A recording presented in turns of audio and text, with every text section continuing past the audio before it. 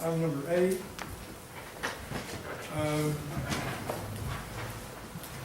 Item number 8 is consider renewal of lease agreement between Brenda Stubblefield and Houston County Road and Bridge precinct number 4. And I think that's, what is that, county barn? Yeah, that's where the county barn sits.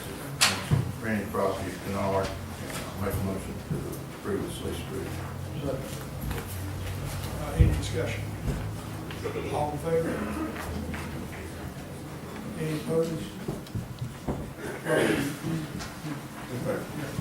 All approved.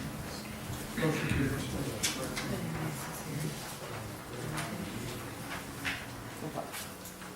Item number 9 is consider accepting donation to Road and Bridge Precinct 1 for unanticipated revenue repairs on County Road 1695 and necessary budget amendments. Yes, I'll move for approval on that. This funds we received, damages incurred by Metro Land and Timber. Officer. Second. Any discussion? All in favor? Any opposed? Judge, can I make a comment? Sure.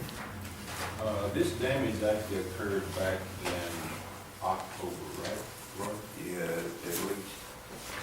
This is what we've been, we talked about in a meeting before, was the road permitting and how it's beneficial and sometimes can be something not very popular.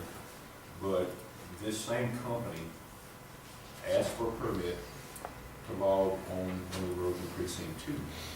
When I went to Mary Lucas and to approve the permit, she said, wait a minute, these people still owe precinct 1 money from damages back in October.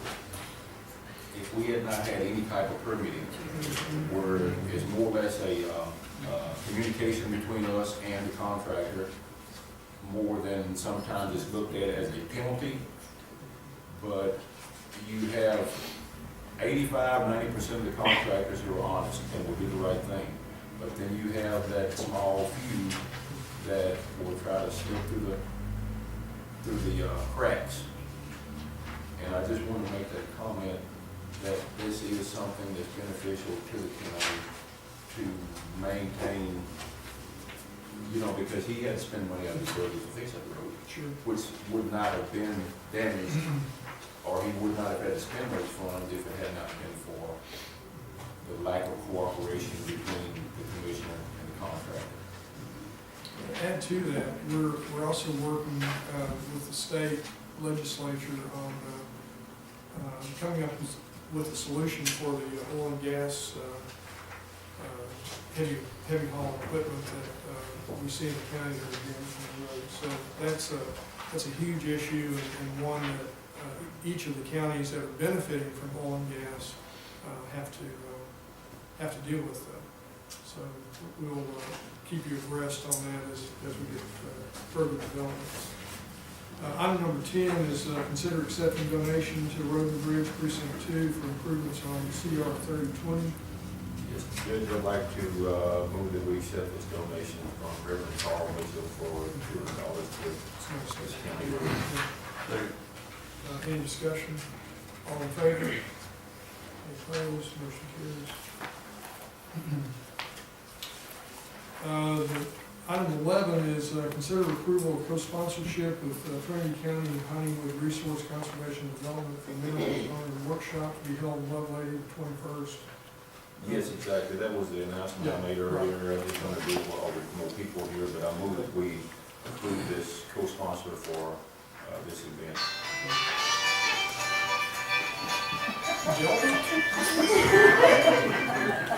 I know we're boring. That was intermission. Yeah, intermission time. We're going to get some dance. Second, any discussion? All in favor? All opposed? Motion carries. Okay. Item number 12 is consider approving Crockett Area Chamber of Commerce use of electrical and water outlets in the north side of the courthouse for vendor booths during Christmas in Crockett. Sheila, would you like to just mention why that? The reason we'd like to do that is we have, on the other side in front of some of our downtown merchants, we have food vendors, and some of that smoke and some of that interferes with their business that day. So we just like to flip them and move them on the courthouse side and request use of the water and electric, and we would reimburse the county for that. We would reimburse them for the use of that. But it would probably be about 8 vendors on that side, and all of them would not be using water or electric, but some of them would. We could provide it for them. Thank you, Sheila. For approval. Any discussion? All in favor? Opposed? Motion carries. Item 13 is presentation from Nancy Texlot on the bridge replacement program, and considering any action.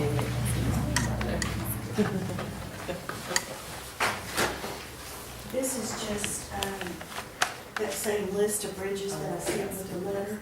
Just kind of wanted to make sure everybody had the latest and greatest. I might give some background on this too, so.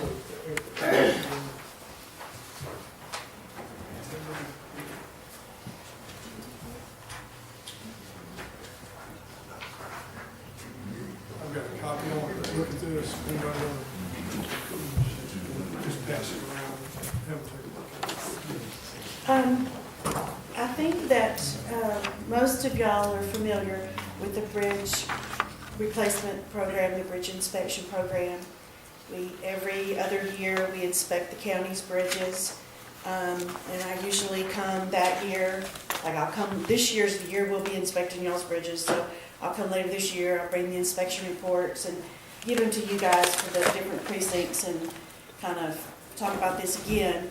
But part of the inspection program, part of all that process is we have lists, we come up with lists of bridges that are eligible to get bridge replacement funds. The bridge replacement funds, we get 80% of the cost, that dollar, what says dollar amount, that's like the anticipated cost that we anticipate. That's including every construction, preliminary engineering, that's everything. That's sort of like the total package. And so the feds give us 80% of that. The state kicks in 10%, and then over the last few years, the program has been where y'all could do, for that remaining 10%, you could either give us the cash, or you can do what we call equivalent match projects, do in-kind work. That's anything from putting a new deck on a bridge, putting guardrail on the bridge. It's renting a piece of equipment to do that. It's if you hire an engineering firm to come in and design something for you or work out some details for some project. It's whatever you pay that engineering company or that contractor to come in and do.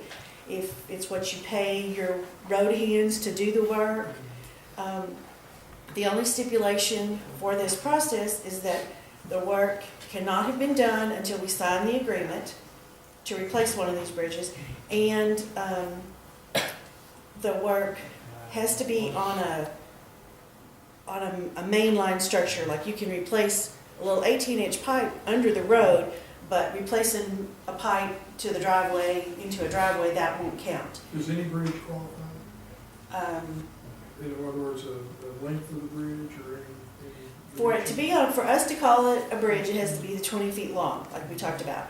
If you got something that you think is 20 feet long that we don't have, if you would send me a little drawing, look like Lily Kitchens has one that we're just fixing to go check on. Just let me know where it is and we'll go double check and make sure. But anything that's open to that's public. Now, if it's a private road, we don't take care of those. But public road or like U.S. Forest Service road, we inspect those, and then they have to meet certain criteria to be approved for the bridge replacement money.